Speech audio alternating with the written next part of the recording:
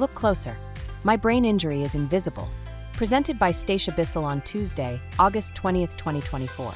This presentation is sponsored by the Northern New Jersey Traumatic Brain Injury System and Kessler Foundation. Good afternoon, everyone. Welcome to our quarterly virtual speaker series, Summer Brainstorm. This series is sponsored by Kessler Foundation as part of our TBI Model System Grant, which is funded by the National Institute on Disability, Independent Living, and Rehabilitation Research. It's now my pleasure to introduce Stacia Bissell, who will be presenting today, Look Closer, My Brain Injury is Invisible. Stacia is a brain injury coach, educator, author, public speaker, and survivor. Passionate about education, Stacia spent much of her career as a secondary math teacher until taking on roles in administration and academic coaching.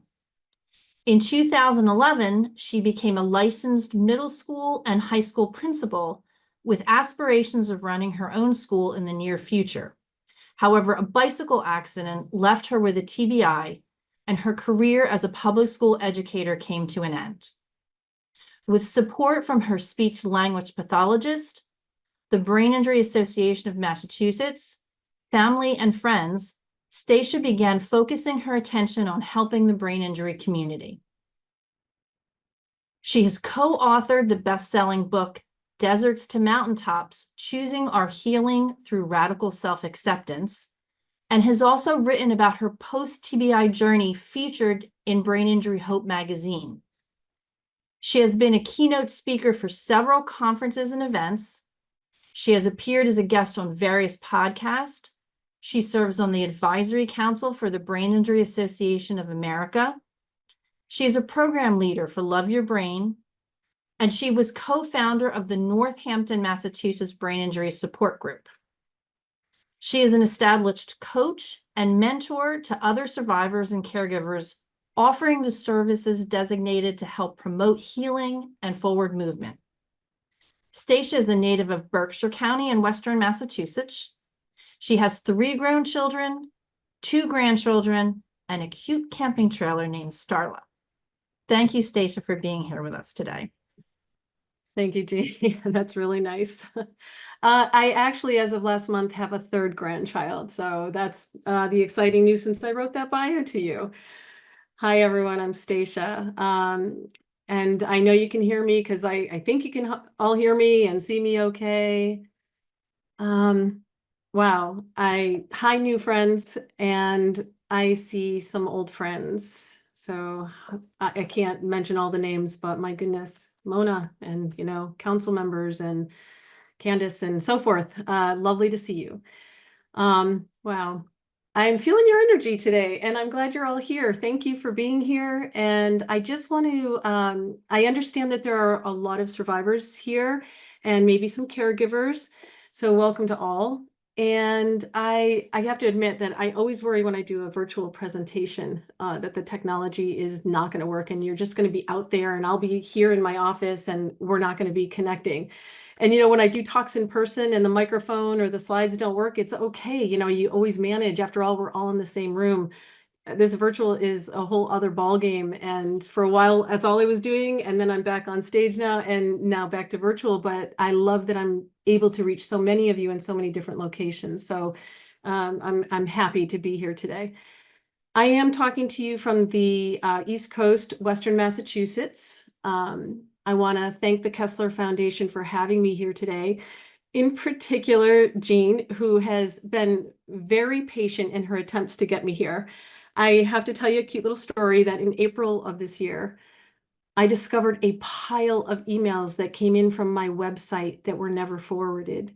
And in that pile was a very nice invitation by Jean to speak to you all last year. So better late than never, here I am. So I usually love to move around on a stage, but today I'm going to do my best to hang tight with you from my chair. I can't guarantee that life's not going to happen along the way. My neighbor's dog might bark, my doorbell might ring. I'm obviously not going to get it. And like Jean said, we're going to leave time at the end for Q&A. So I invite you to jot down any questions or comments you have along the way, save them up for then. And I say this almost every time I speak, but my goal for you is the same as it is for myself whenever I'm in an audience, and that is to walk away with one thing to think about, one thing to talk about, one thing to do, one thing to change. And even if only one of you does that today, I'll be happy and know that progress was made in the world and work of brain injury. So sit back, relax. This is a story. This is my story. I've been invited here today to tell you the tale of my brain injury. I'm hoping it makes you feel less alone and more understood. In exactly 13 days, it will be 13 years since I sustained my brain injury, at which time the first version of me was boxed up, and this new version of me began existing. And I'm guessing many of you can relate to that. I'll talk about how it happened and what the journey back from it has been like so far. And I say so far because no one is putting an expiration date on my healing. And speaking of healing, I had to learn not to confuse healing from a brain injury with a cure for brain injury, since there is none that I know of, unless you call acceptance a cure. That might just be the one miraculous cure out there. Rather, I look at it as a healing process with no end. And it's not always linear, is it? We all know it kind of goes like this. I personally haven't always liked the journey. I didn't do well for it for a long time. I lost a lot personally and professionally. I conquer it most of the time now, with a lot of management, I'll add. So welcome to those who have joined us since we started. Again, my name is Stacia Bissell. I used to be TBI free. I was a multitasker. I was a high energy person. I was a person who mostly looks like me today. Primary labels 13 years ago of mom, wife, teacher, and school administrator. Now I live with a TBI, which equals confusion with more than one task at hand, some low energy days and some killer headaches, constant ringing in my ears, noise and light sensitivities to the point where I can barely function in a place like New York City. I'm no longer a wife or teacher of mathematics anyway. And now I have a label of brain injury survivor. And overnight, it was pretty tough to trade labels. Actually, it wasn't overnight. It was in a split second that it happened. You know, my teacher label was swapped for unemployed brain injury survivor. And my type A personality gave into this confused, slow, and inefficient way of being. And my high energy social self was gone, and it was replaced with an often fatigued, anxious, and isolated outsider. I went from feeling healthy to someone who still lives in and lived with physical pain on the right side of my body and has some unaccounted for other pains and medical issues. Thankfully, I'm still a mom. I'm also a friend and daughter and niece and aunt and sister and now grandmother. I'm a brain injury coach and mentor. I'm an advocate, public speaker. I'm an author. I bike, I hike, I kayak, I camp, I play the piano, I garden, and I volunteer. These are also the things I am, in addition to being a survivor, which I like reminding myself of. The fact that I live with a brain injury, like many of you, means there are two versions of me, like I said earlier. The one before you and the other, I have this picture of her now in this tightly sealed glass box. And it's glass because I can definitely see her. She goes wherever I go, only I can't access her the way I used to. She doesn't cooperate. I can see her sitting there in this box the way she used to be, with a very confident manner on a mission to prove herself. She was a workaholic at times. She enjoyed family time, social time, alone time. I always had a long to-do list, and I was in complete control of getting it all done. And I could look out and really clearly see where I was going personally and professionally. And then in a split second, a TBI hits. And then comes this blurry, confused, emotional, tired stranger who tries accessing the old me, only I can't. No matter how hard I'm banging on this glass box. Honestly, I'd go and do something as simple as making pancakes. And I was a gourmet cook. And I found I couldn't even make pancakes, but I could remember doing it. So I felt like I should be able to do it the same way. Suddenly acquiring a brain injury is a pretty odd feeling. You don't have a choice of the changes to your personality or your functioning power. You don't have a choice of what happens to your former strengths or weaknesses. Your strengths may be gone. Your worst traits may become even worse.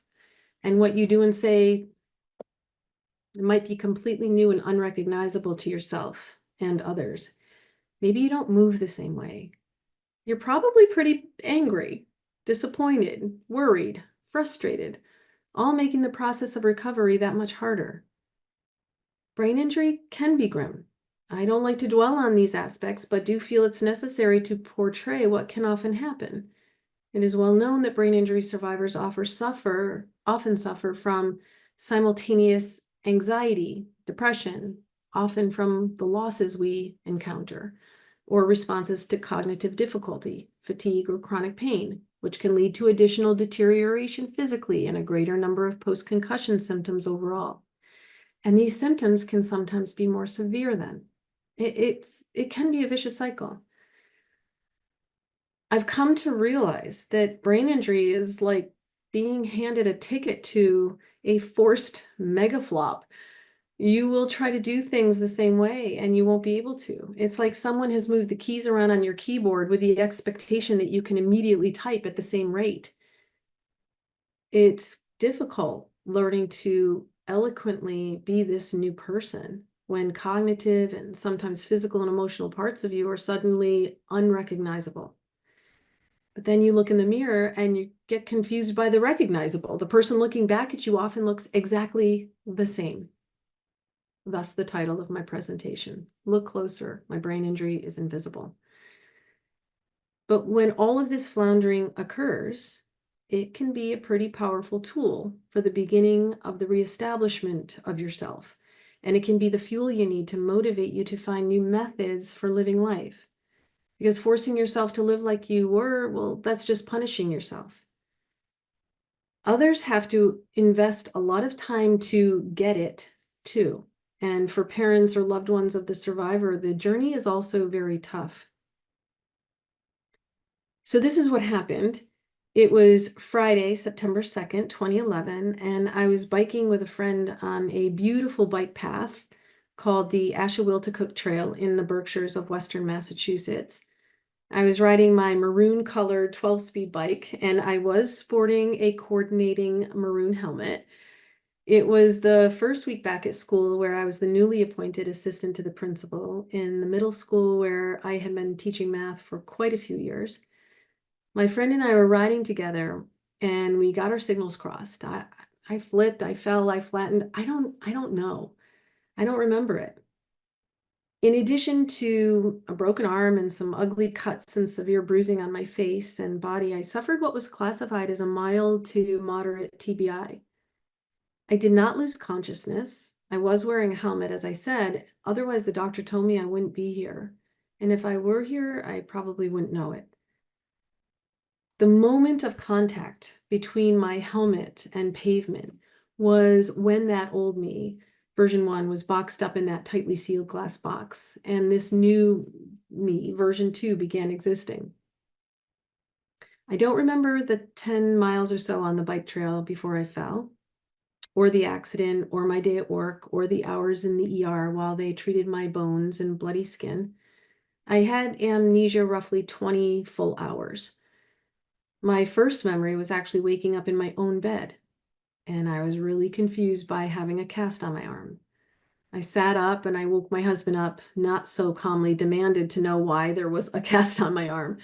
And he told me that I'd been bike riding. I fell, I broke my arm. I went to the ER where they put a cast on my arm, and now I was home. And I'd look at my cast and in surprise, I'd say, "Hey, why is there a cast on my arm?" So he would repeat that I had been bike riding. I fell, I broke my arm, I went to the ER where they put a cast on my arm, and now I was home. And I would look down at my arm and again ask why there was a cast on it. I simply could not remember his answers as soon as they were out of his mouth. And I was released from the hospital without much mention of a concussion, only that my husband should watch me for a few days. And that's surprising because in the hospital, I'm told I did the same thing as I did in my bed that night. I asked a battery of the same 12 or so questions 30 or 40 times, pretty rapid fire. Things like, where were the 3 children? Did school start yet? And then I'd look at my husband, whose birthday is always in, early September, and I'd say, is it your birthday soon? Do I have a present for you? And, he'd shrug and chuckle and say, I don't know. And then I'd catch sight of my ring, my hand, sorry, and see that I was wearing my dear friend Pat's ring. And so the next question would be, why? Why am I wearing Pat's ring? Well, I hadn't remembered that she had died 6 months earlier and had given me this ring before she had died. And so there in the ER, I'd gently be told the pretty traumatic news that she had died. And I'd cry and I'd finish my questions and then I'd start all over with my questions. Where are the 3 kids? Did school start yet? Is it your birthday soon? Do I have a present for you? Why am I wearing Pat's ring? 30 or 40 times I'd hear the news that she had died like it was the first time I'd heard it each time. So talk about a little repeat trauma there. So I know I'm skipping ahead a bit, but when I was 6 years out, one doctor assessed me at being 65% of my old self. That was actually really difficult to hear after 6 years of healing, adjustments, losses, more adjustments, more losses, doctor's appointments, etc. But in retrospect, I think he may have been onto something. Now at 13 years, I would say maybe I'm close to 80% of who I remember me being before my brain injury, but I can finally accept that I'm 100% of this person.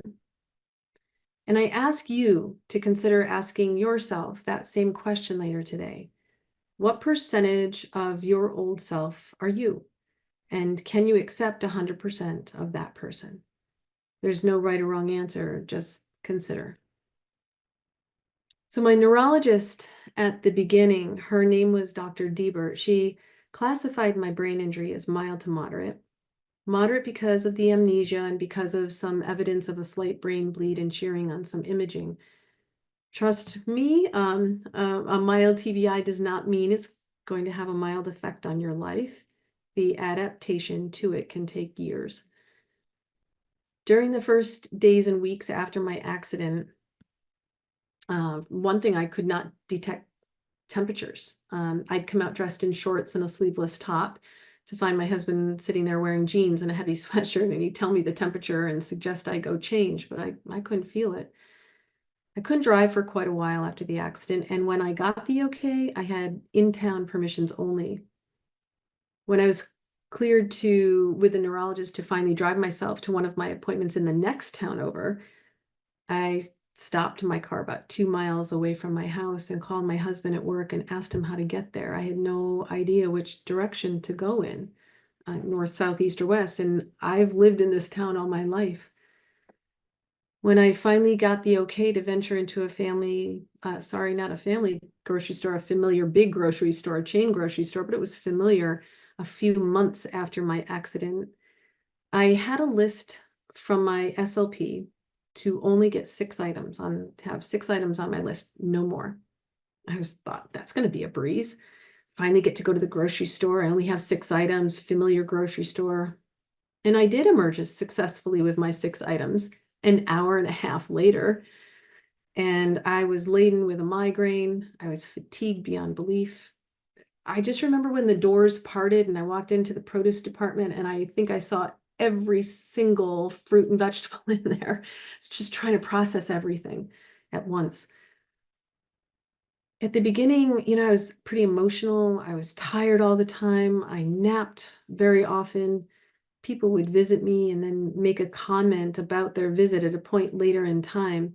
I'd have no recollection of their being at my house. I used to be an avid reader, but couldn't read after the accident, and to this day prefer a puzzle or a podcast or a book on tape because reading and comprehending text can be quite a challenge. But I keep working at it though. I experienced sleep issues, speech issues. All of a sudden I stuttered, almost always stumbling on words with the letter P in them. And my theory behind that is that it's from the trauma around hearing 30 or 40 times in a row that my friend Pat was no longer with us. I developed an auditory processing disorder, significant light and noise sensitivities, memory issues, unpredictable stamina and cognition. My physical health was compromised. I couldn't calibrate time. Doctors tried all sorts of medications to minimize all of this without much success. Does any of this sound familiar, folks? And I constantly asked what happened to me. I didn't believe that any accident had occurred. I knew something wasn't right and that I had a cast, but I couldn't remember anything about a fall. So I actually literally thought one of three things. I thought maybe I was in a coma and having sort of this out-of-body experience. I thought I had died and I was watching this scene unfold from some other place. Or I thought people were lying to me. And this drives home the point that many times survivors do not have insight after a brain injury has occurred, especially immediately following. And it's extremely important to have someone or a team around you who can kindly and respectfully remind you of what you need to know, where you need to be, and most of all, that everything will be okay. For me, the first insight that some trauma had actually occurred was when I saw an x-ray of my arm and I saw the break in it. And I said to myself, well, there's some evidence. And I began to sit up and take note, not only of the physical stuff, but especially of my other diagnosis of traumatic brain injury. I began to finally believe that I had a condition with a name, TBI, even though I didn't know much about TBI and I couldn't remember why or how I got it. And I definitely didn't know what it would mean to my life. At the time of the accident, I had just taken a new job in my school as an assistant to the principal and an academic coach to the teachers. I'd been a math teacher and math coach for about 20 years. I went to school and earned an undergraduate degree in mathematics and then a graduate degree in education. I was ambitious, passionate, and knowledgeable in this field of work. I had just become licensed as a middle and high school principal the same year of the bicycle accident, with aspirations of running my own school in the near future. This was my craft. This was my future. This was my interest and my income. And I was good at it. I saw myself retiring with pride and a party at 65 and then continuing working, maybe consulting for schools or the State Department of Education. That entire chapter and vision is over. My accident occurred after school on a Friday afternoon, and I called my principal, I think as the story goes, that weekend and told him that I'd return to work after the weekend. In all reality, it was 8 months before my neurologist let me go back, and that was only for 3 hours a day. And she made it clear it was a trial basis only. And I realize now that it was actually an exercise in getting me there, dressed appropriately, on time. It was not actually about being that productive once I got there. In fact, I was often drained by the time I arrived at 7:30 a.m. from doing just that, being there on time, dressed appropriately. And many days at the end of my 3-hour shift, which was only 10:30 in the morning, I go to my car and I'd have to sit in the parking lot for quite a while trying to find the stamina to drive the 2.5 miles home, where I'd then have to crawl up the stairs and lay down and rest. During my 8 months off, there was a lot of testing, during which time I know now I was being prepared for the likely permanent impairments that I didn't want to hear about. All in all, I had about 80 appointments during that time. The usual neurology, orthopedic, chiropractic, primary care, physiatry, psychiatry, PT, talk therapy. I went to EMDR therapy, cranial sacral therapy, and rounds of cognitive rehab. with a wonderful speech and language pathologist named Katya. All of these appointments now became my new social life. My friends were thinning. Between certain friends and family members from my family and my husband's family, I was actually called names. I was asked if I was faking it. I was mocked openly the first time I went out socially because I couldn't read the menu. And one former friend who works with special education students, no less, told me if I would just get up off the couch, get moving, and do more, I'd get all better. And while cocooning isn't the right answer, neither was that theory. And I tell you this to remind you that sometimes when you go through something like this, you learn that sometimes your circle sort of decreases in size, but often that can increase its value. I share this to make the point that sometimes it's hard for those in your circle to see and understand exactly what is happening after a person has suffered a brain injury, that their goodness and intellect is still there, but their processes for doing things is what has changed. Maybe they have less stamina. Maybe their emotional foundation isn't as steady as it was. Others have to resist the temptation to minimize a survivor's symptoms and remember that resilience will grow from their support. I recognize that it's hard to accept that the role that family and friends have played in the life of a survivor has also changed drastically sometimes. There is an abundance of frustration, grief, and loss going around after a brain injury, probably the largest forfeiture being that the survivor's present and future identity is fundamentally altered. A survivor's life plan may not go the way it may have been mapped out. But remember, this doesn't mean that life won't be good, great, even better in some or many ways. So in this virtual room today, we should all just take a moment and offer empathy for the survivors and the caregivers through that shared and not so simple experience of having a life disrupted. I continued with Katya in cognitive rehab, where I was for a long time. I think I counted once, I had something like 36 or 40, up to something ridiculous, like up to 40 appointments, call it, where I was taught how to do simple everyday things again, like cook, clean, grocery shop, go out successfully in public, efficiently plan and sequence my day, manage fatigue and migraines, help navigate speech and hearing issues, and many, many other things. As you can see, there was no way I was returning to work after the weekend of my accident. I had a lot of work to do, and an equal amount of that work revolved around the emotional piece of gaining acceptance of the fact that the very capable of me was very different now, and that I had to adjust and find ways to be comfortable wearing this new pair of shoes, metaphorically speaking, that pinched my toes and rubbed the wrong way.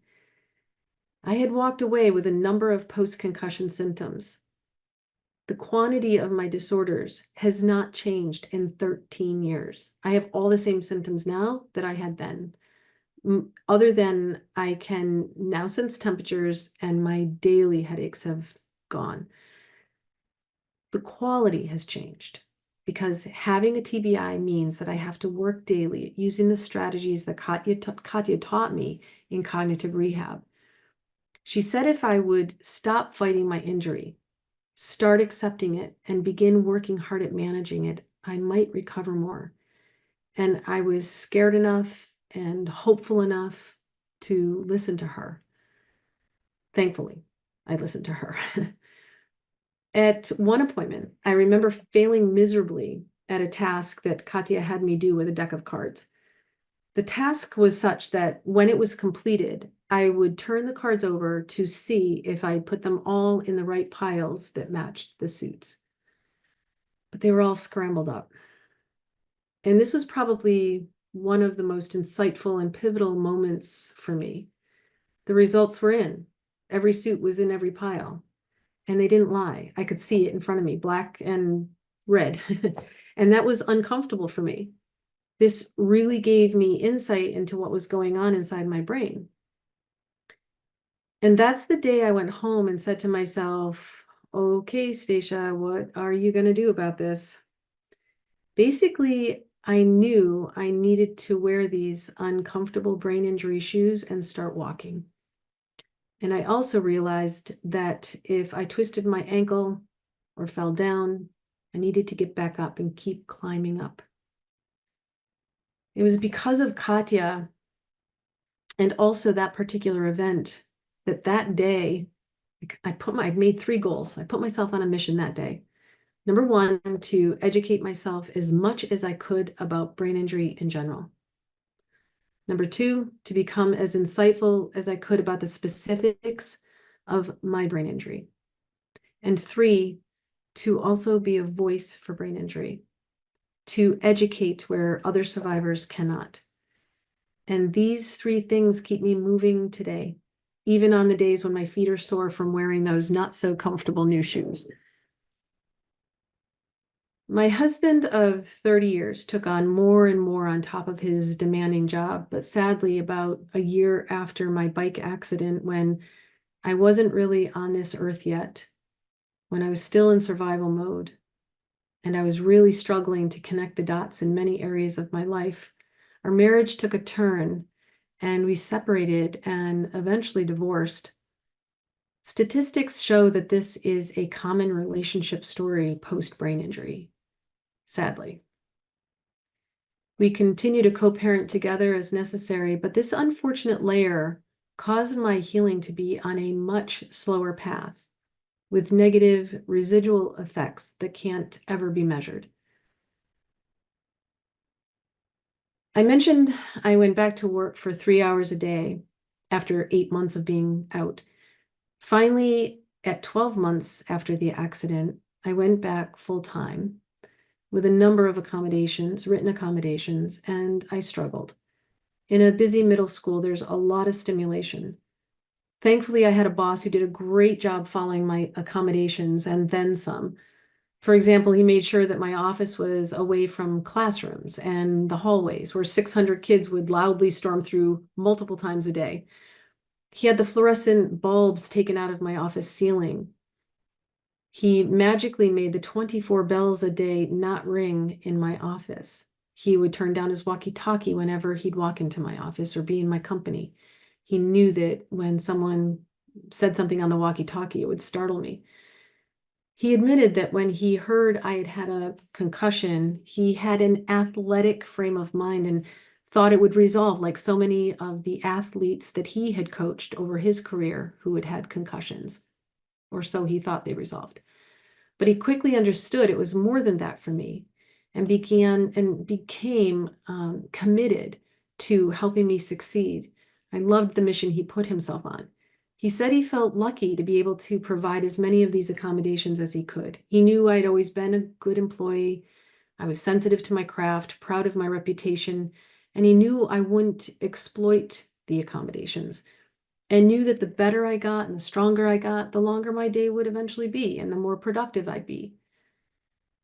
He told me many years later down the road that he also saw that during this time I was doubting myself, which wasn't the norm, that I had anxieties that he hadn't seen before, that I was somewhat emotionless and not as quick to laugh as I used to be because I was working so hard at concentrating, always trying to keep up.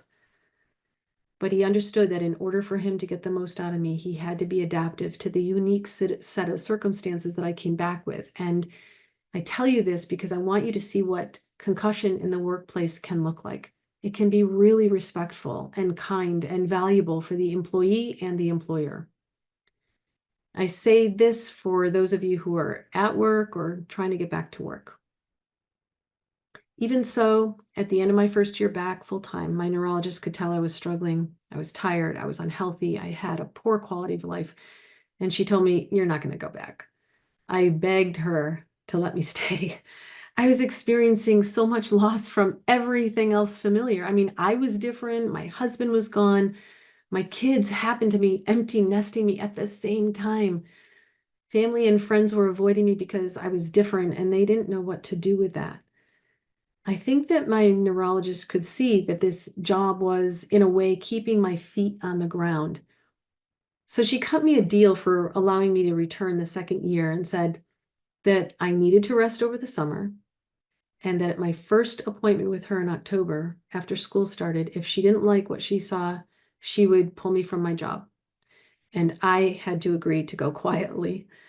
So I agreed to that.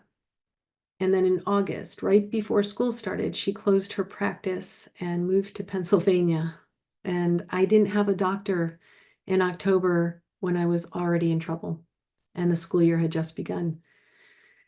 So that second year was marked by naps. I would nap every day when I got home, usually twice a day on the weekends, so that I would be ready for Monday mornings. And I worked at home late every night to get my work done from that day because I was slower now and not finishing things while I was at work. I would have just about enough energy in my spare time to get groceries, clean a little, make food, and take care of a house, a yard, and bills that used to be maintained by someone else. I was not social, no time or energy, so I was fairly isolated as well. I barely made it to the end of that second year back at school. There was an accumulated effect going on by now, and I had no doctor during that second year who could officially decide how to help me. But because I'm a glutton for punishment and didn't know what else to do for myself, I decided I would rest over the summer and try it again year 3. My principal retired over the summer. And when a new principal took over that third year, she did not follow my accommodations. In fact, she gave me a new office at the top of a busy stairwell where hundreds of preteens loudly ran by multiple times a day. I heard those 24 piercing bells ring every day, startling me out of my skin practically. And I was given an office mate, something that I wasn't supposed to have, so I could have some quiet time to think and do my work. In addition to maintaining my job as the academic coach of the building, I was now given 2 different math classes to teach in 2 different grades that I hadn't taught in years. I was given the role of math department head and expected to cover the in-house suspension room every day, 1 period, and keep up with the job that I had been struggling with. After just 3 weeks of this incredibly difficult situation, I then received my first ever letter of misconduct from the new principal. And let me back up.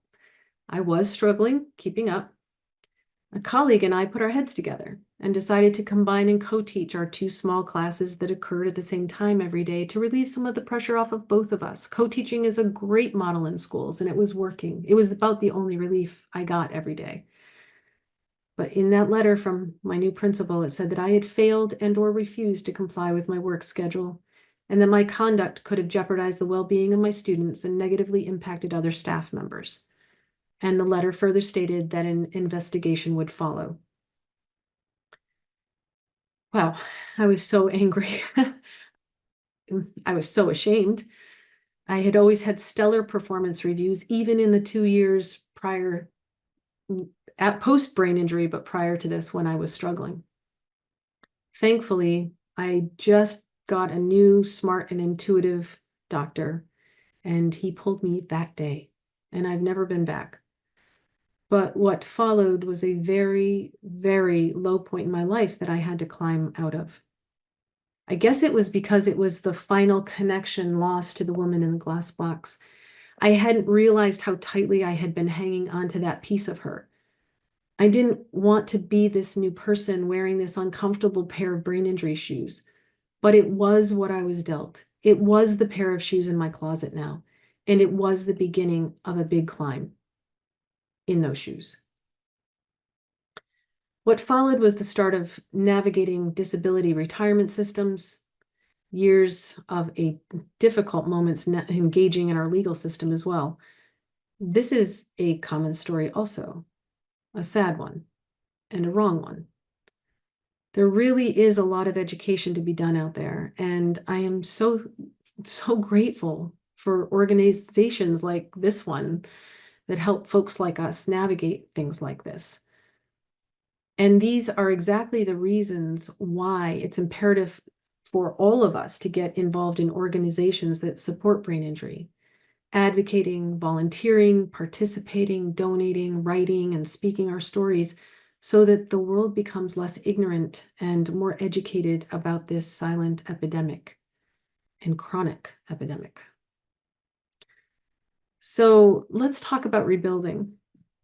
Let's talk about putting on the damn brain injury shoes, even when you don't like the way they fit or look on you, and using acceptance and hard work and determination to hike as far as you can into this new wilderness.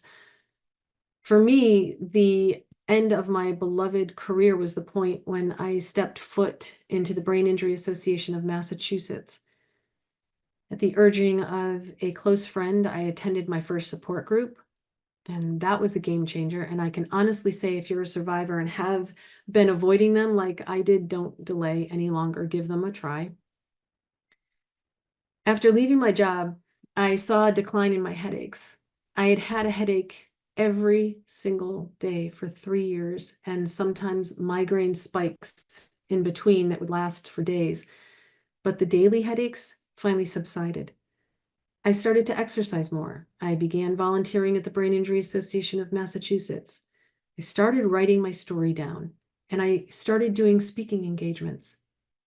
I co-founded a support group for survivors and caregivers in a neighboring town, and I always love sharing that when that group of specific survivors and caregivers were canvassed by me for what TBI meant to them, they collectively came up with this statement, and I'm quoting here. TBI is invisible and non-discriminatory. It can be about loss, shame, missing yourself, discovery, courage, and persistence while pioneering your own new direction. Oh my God, spot on, right? I also helped spearhead a coalition with interested legislators, the Brain Injury Association of Massachusetts, an area pediatrician, to develop and deliver a professional development package to teachers. A handful of my articles have been published in Hope Magazine, which is David and Sarah Grant's gift to us all. And earlier this year, my brain injury story titled Breaking the Glass Box was published in the best-selling book Deserts to Mountaintops, Choosing Our Healing Through Radical Self-Acceptance. I'm a brain injury coach and mentor for hire, helping those who want to make sense of their brain injury journey. You can learn more about me on my website, tbimentor.com. And I believe that, and the book will be placed in the chat. Okay, so don't get me wrong. I still have my days. And those are the days I have to be especially determined to work harder to help myself through them, to remember self-care and recall what I learned from the defeats I encountered while relearning things and finding new and meaningful activities and contributions to society. I know that suffering well is not the answer. Finding meaning is what helps tolerate any discomfort. Admittedly, I'm afraid of my future a little, but I haven't been afraid to start over. In fact, I've gone down paths that have proven that, and some have worked out and some haven't. I was on a fairly predictable path before my brain injury, and now there are many unknowns. And it's a known fact that survivors of brain injury don't acclimate easily to changes. So feeling insecure or anxious about the unknowns is common and normal. I can admit that I'm sad about potentially not remembering important conversations and in moments with important people in my life. I'm concerned about making wrong decisions because I can't sequence steps or understand consequences or simply cannot see the whole picture of something at one time. And my migraines and fatigue levels can still kick the crap out of me at times. But this is what I hope for. I hope not to be a burden to anyone. I hope to be independent, to learn lots of new things in my life, to feel worthy of good things again, and to have my children witness me be successful at something again. Thankfully, I've learned that I can make and sustain meaningful relationships with quality people who are doing the hard work in their lives too. I've learned that traveling builds a stronger brain just by having new experiences. I've learned how to grow some of my own food and take down trees for firewood thanks to the chainsaw that my sister gave me on my 50th birthday. I'm still a mom to my amazing 3 children and their spouses, and now 3 grandchildren. And those grandchildren, my goodness, they have revived feelings of deep joy within me. I'd say the deepest in 13 years. I camp in the White Mountains of New Hampshire every year with my growing family. I love to kayak and be in the woods, hiking or walking or on horseback, riding, horseback whenever that opportunity is available. And yes, I've gotten on my bike again. I've learned to say yes to things like zip lining and public speaking. I finally learned how to say no, and I've learned to say no way to an expiration date on my recovery. At one talk I did a few years ago, someone from the audience asked me if I was glad that this happened to me. No, I'm not here as an advertisement for brain injury. Just bang your head and you can have it all too. No, but seriously, some of the greatest gifts I've had in my life are ones I've been given since my TBI. I've been given the gift of slowing down. I didn't really have a choice, but I've been afforded that space to notice things, like butterflies or the way the breeze feels on my skin, and to read people's faces better because I take time to notice. I think I'm nicer and more empathetic. I've learned to be grateful and hopeful and to provide hope and insight through my mission and passion for coaching and educating and speaking to those living with a brain injury or whose loved one, client, or patient may have one. I'm grateful for the days when flourishing Stacia is present and TBI Stacia is nowhere in sight.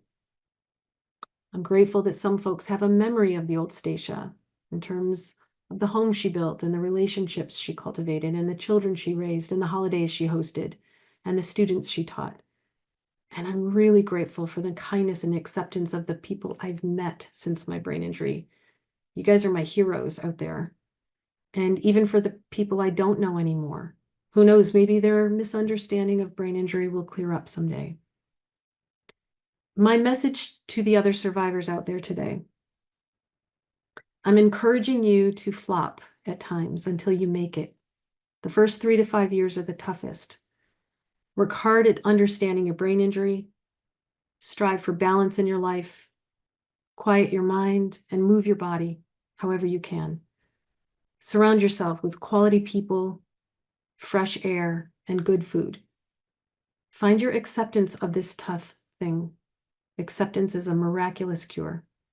This thing is going to be invisible to others, but not to you. It will be what you make it to be.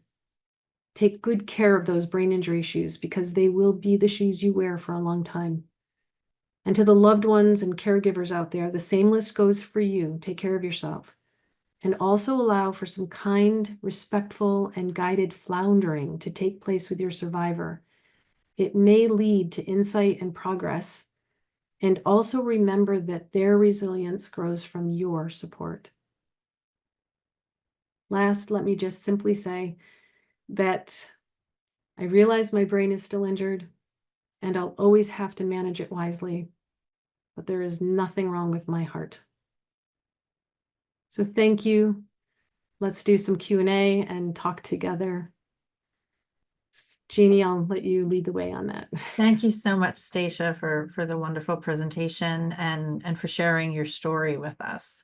So I had a TBI, it was 4 years ago, and just wondering if certain things are, or everything with a TBI are forever, or it just makes things a little harder sometimes. Are you asking me if your symptoms will be there forever? I guess so. And I kind of feel like I'm still trying to figure out part of me, which feels silly. No, it's not silly at all. My take is that your healing journey never stops. There's no expiration date. I feel better this year than I have, and I'm 13 years out, than I did 3 years ago. I feel like I'm stronger. So I do think that you're 4 years out. I mentioned earlier, the first 3 to 5 are the toughest. Keep working at it. Keep protecting your brain. Keep managing it wisely. We had a question that was sent privately in the chat. Could you repeat your mantra for survivors that you had mentioned before? Mm-hmm. Yeah. I encourage survivors to flop at times until you make it.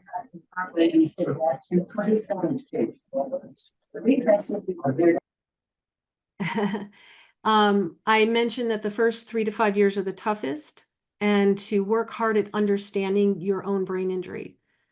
I mentioned striving for balance in your life, to quiet your mind, move your body however you can, surround yourself with quality people, fresh air, and good food, and find your acceptance of this tough thing. And take good care of those brain injury shoes. I think that was what I was being asked. And I can certainly put that in, I don't know, give that to Eugene and you can pass Sure. it on. Yeah. We can do that, absolutely. And then I have one more from the chat, and then we'll go to some more hands being raised. One of the questions was, how do you see your life going forward in the next 20, 30 years? What do you think your future looks like? Yeah, oh, that's such a great question. I see a lot of, well, 20 or 30 years. I hope I'm going to be 60 next year. So I'm hoping, so between 60 and 90, a lot of family time. I want to continue helping the brain injury community. I hope to share my life with someone at some point. I think that I want to continue learning new things, from everything from art to technology. I want to bring more time in the woods and on horseback. So these are sort of some of the things in traveling. Those are how I see myself going. I think there's something else also in the world and work of brain injury. I haven't figured it out yet, aside from coaching and speaking and authoring. But follow me on Instagram and check in with my website. Stay tuned. It's a great question. And I also see that Zena has their hand raised. So Zena, if you would like to unmute. Yes, hi. Hi, Zena. Thank you for sharing your story. I just want to give you a little bit of background. I work for the Office of Vocational Rehabilitation in Williamsport, Pennsylvania. And I logged on today because our office is getting ready to sponsor a traumatic brain injury symposium. And so this has definitely kicked off some of my education and dealings with someone who has a traumatic brain injury. And I also worked for a provider who provided services to someone to individuals with brain injury. And it always seems to be very common that the supports of people who have the brain injury feel like they're flailing around and don't have as many supports as they would like. And just like you had mentioned earlier about, you know, your husband and you had separated because they're just not given enough tools to learn how to deal with the new person that has developed after the injury. And on top of that, you're going through disability adjustment for yourself in the meantime. So the symposium is to help provide guides and tools, and not only for someone with a traumatic brain injury, but also their supports. And I kind of feel like for someone who's experiencing a traumatic brain injury, you always want to educate yourself on that topic and find out different resources. And as I was combing through the resources, I found that they weren't very easy to find. And so if I had a traumatic brain injury and I'm getting overwhelmed and I'm tired and I'm trying to research supports, it's just really not there. And it's a big, huge puzzle piece. So that kind of frustrated me. And I wanted to know if you experienced the same. Yes. Yeah. I think the education never stops. So that's why I mentioned in my, for survivors to learn as much as you can about your brain injury in general. There are a lot of different therapies and things you can try. There is no one, magic thing, but try a lot, read a lot, just keep trying, keep reading, keep educating yourself. And Zena, thank you for the work you do. Yeah, I wanted to let you know that I also connect with you on LinkedIn, so I would like to keep in contact with you. Okay, thank you. You're welcome. I think we have time for one more question. There were some other questions that came in the chat, and I know others have their hand raised. So I would just encourage everyone to reach out through tbimentor.com to Stacia directly. But Kathleen, why don't we get to your question next if you want to unmute yourself? I just have to say for the whole group, this woman is amazing. I got a chance to work with her one-on-one, and it was absolutely phenomenal and game-changing for me. It helped me see that there was hope. And I think that's the biggest word that, in fact, a friend, I have nothing on now, but gave me a bracelet that said hope. Because I feel like there is hope. One of the first questions I asked you, will I ever be able to get on an airplane again? And she said, yes, with modifications, with support, but you'll be able to do it. But the question I have here, I've participated in Love Your Brain, Brain Injury of America, some little different groups here and there. And I think the support is so incredible. But it's like, how do you find maybe that, how do you develop a group where it's like, other than one-on-one, I'm doing a little bit, but where you're getting together more consistently, but have a facilitator, you know, and kind of have, you know, some group of people that you connect with, but that is more consistent and regular. You know, Love Your Brain is amazing, but it's 6 weeks, little chunks, but it's facilitated very nicely. And I think I like the limited size, like 6 or 8 people versus 15 or 20, you know? So just wanted to throw that out because I find tapping into those supports to be huge at recalibrating, like, okay, I'm not strange, I'm not weird, I'm not losing my mind, I'm not, because I get the whole thing, oh, well, you're 62, that's normal, or, oh, you look so great, or look how you can move, and, you know, and you're just like, you don't know what it's like with my head pounding, my ears ringing, but I'm still getting up and doing something because I have to, or I'll lose my mind, you know? Wow, I think your question is, how do you find those small group social supports that understand brain injury? And I'm confident that any one of us in this Zoom room today could probably answer that. You know, I would definitely look, if you're looking for in-person, you're going to need to obviously, Zoom? Are you looking for a virtual? Virtual, yep. Virtual. There are a number of virtual support groups for brain injury out there. I happen to know of one on a Tuesday that I might be able to get you into. And so, and then there, you can always choose, you know, 2 or 3 of you could break away and do an extra one a week if without that facilitator, you know, you can choose to do that. Okay. You could spearhead that, or you could rotate. Right. All right, thank you. Good to see you. Thank you so much, Stacia. We really appreciate you for your presentation today. And again, anyone who would like more information or be able to connect with Stacia, please visit tbimentor.com to connect with her. So immediately after this presentation, there's going to be a survey for you to answer about today's presentation. We'll also be following up with an email survey if you're unable to complete the survey now. And for anyone who's local to us in New Jersey, we hope that you can join us for our TBI conference on Thursday, September 26th. More information about that can be found on the Kessler Foundation website. Again, thank you so much, Stacia, for joining us today. We really appreciate you and appreciate your time with us. That goes both ways. Thank you, everyone, for being here and taking time out of your day. It was a pleasure speaking to you. Did you miss our Mind Over Matter live event? Not to worry. Tune in to our inspiring podcast series dedicated to embracing a positive outlook after a traumatic brain injury. Join us as we learn from experts, connect with fellow survivors, and explore strategies for maintaining a healthy mindset. Whether you're a survivor, caregiver, or healthcare professional, this event offers valuable insights and support.